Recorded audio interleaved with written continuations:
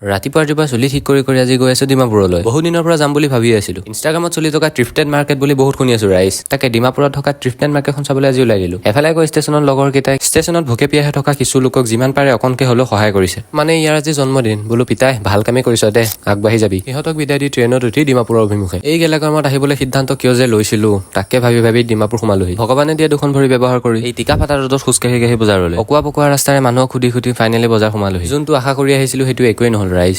মানে জেন্টছৰ কাপোৰ দেখোনেই নাই, লেডিছৰ কাপোৰহে বেছি। যি দুটামান পাইছো আৰু বেগত ভৰাই মাথা ঘূৰাই ঘৰলৈ আকৌ ৰিটাৰ্ণ। টিকটটো কাটি বিকট গৰমত ঘৰ পাওঁ সিমান আন্ধাৰে। ঘৰ পাই যি দুটাকে কিনিছো তাকে দেখাম আৰু ৰাইজ। আৰু এইটো টি-চাৰ্ট, এইটো কি জেস্পো নে কি হয়, জিমৰ কাৰণে একদম বঢ়িয়া। মই প্ৰেক্টিচ কৰিবলৈ ভাল হ'ব।